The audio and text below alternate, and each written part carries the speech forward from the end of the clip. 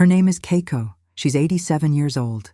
Every morning, just after the sun rises over the hills of rural Japan, Keiko steps out into her garden. She moves slowly but steadily, wearing a sun hat and holding a small woven basket.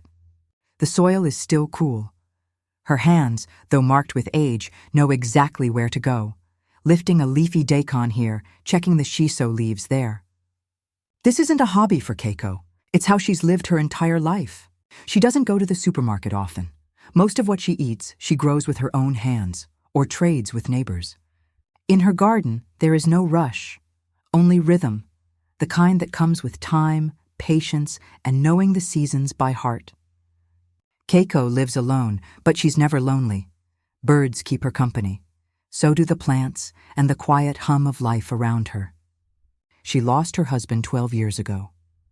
Since then, the garden has become her way to keep moving, to keep feeling useful. I plant what I can eat, she says, and I eat what I respect. To her, food is not just fuel. It's a conversation with the earth, one she's been having for over 80 years. When neighbors pass by, they often stop for a moment. They bow, smile, and sometimes leave with a small bundle of greens she's wrapped in newspaper. She doesn't charge them, that's not the point. Keiko grew up in post-war Japan, when food was scarce and waste was unthinkable. Even today, she composts everything and saves seeds in small paper envelopes. Her fridge is small and often half empty, but her pantry is full of dried herbs, pickled vegetables, and miso paste she made herself. She doesn't count calories. She counts seasons and smiles. At 87, she still carries buckets of rainwater, trims her green onions, and prepares 3 meals a day, not because she has to, because she wants to. This is not a fantasy. It's not perfection. She has back pain. She moves slower than she used to, but she still moves. And that, perhaps, is the reason she still thrives. Keiko's day begins before the neighborhood roosters start their song.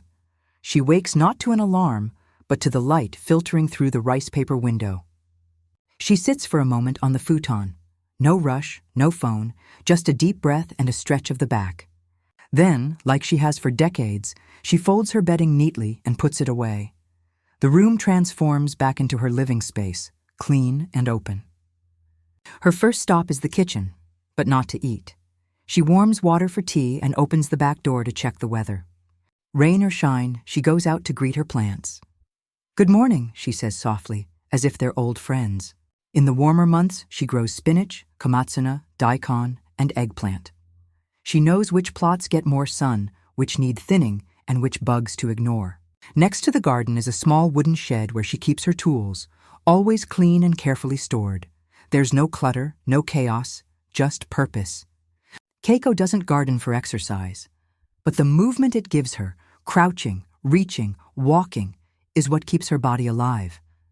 Her knees are stiff, especially in the colder months, but she moves through the discomfort like she moves through seasons, with patience. After tending to the plants, she returns inside and prepares breakfast. It's never rushed.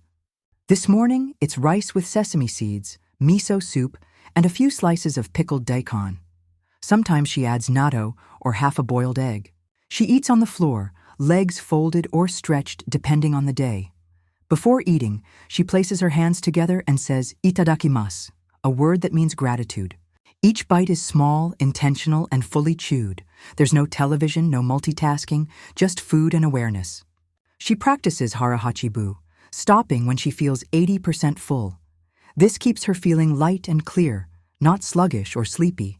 After breakfast, she takes time to sweep the genkan, the entranceway of her home. She doesn't see it as a chore. She sees it as care. Then, if the weather allows, she walks to the local shop. It's about 10 minutes away, uphill, past rice fields, and the same neighbors she's greeted for 40 years.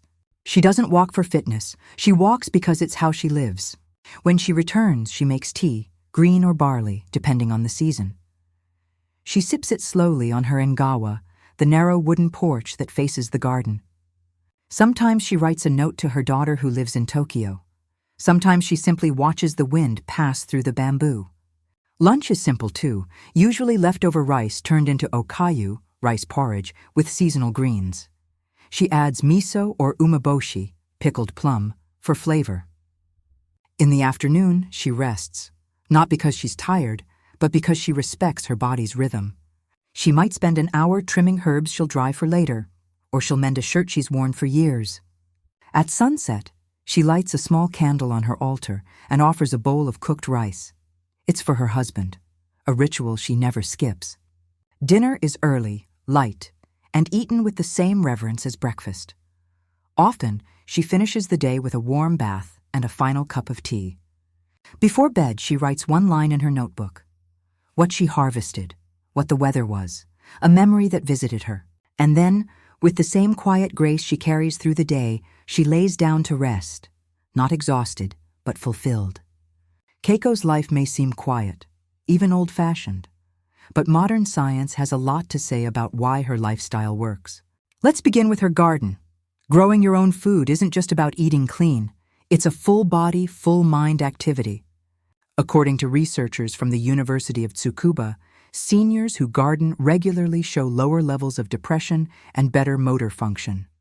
Tending to plants provides gentle movement, mental focus, and emotional reward, all in one. It's also an act of purpose.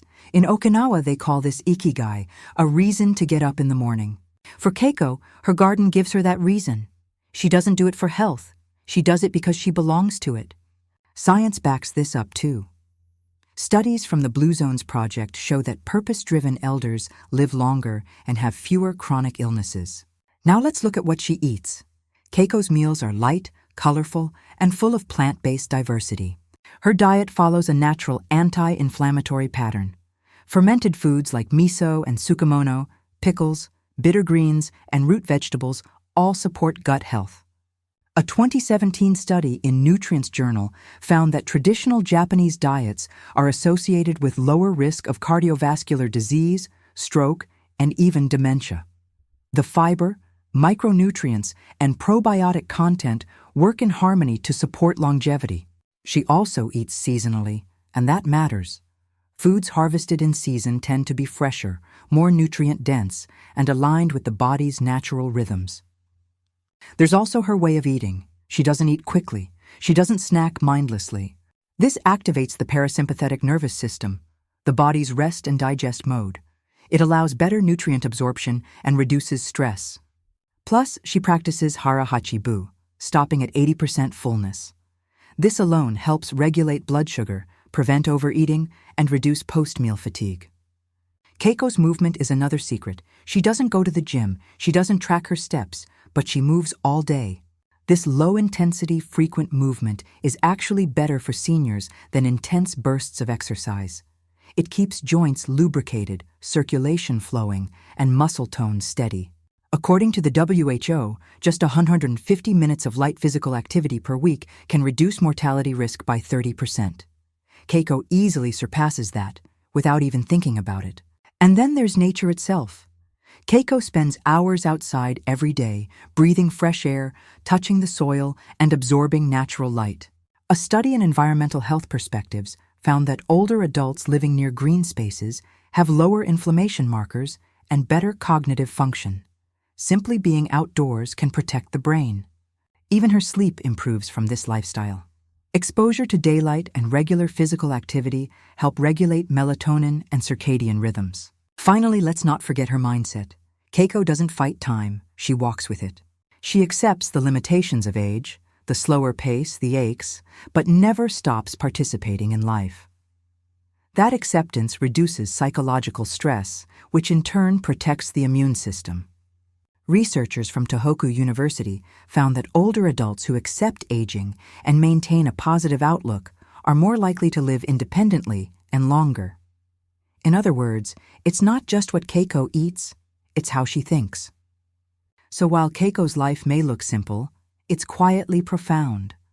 Her habits aren't trends, they're time-tested patterns of harmony, movement, and meaning. If you asked Keiko for the secret to her long, healthy life, she probably wouldn't mention science, vitamins, or supplements. She would smile, pour you some tea, and say softly, "I don't rush, the plants don't either." Keiko never chased health. She simply cared for what she had, her body, her food, her space. You don't need to grow an entire garden to start living like Keiko. You just need to begin where you are. Try growing one thing: a green onion, some mint, a cherry tomato. Watch how it changes your day. Cook one meal with just a few ingredients, slowly, with care, and eat it with no distractions, no rush. Sweep your porch, your kitchen, or your walkway, not because it's dirty, but because it's a form of gratitude for the space that holds your life. You don't have to become Keiko, but you can borrow a little of her rhythm, and maybe, just maybe, the world will feel lighter. Not because it changed, but because you did.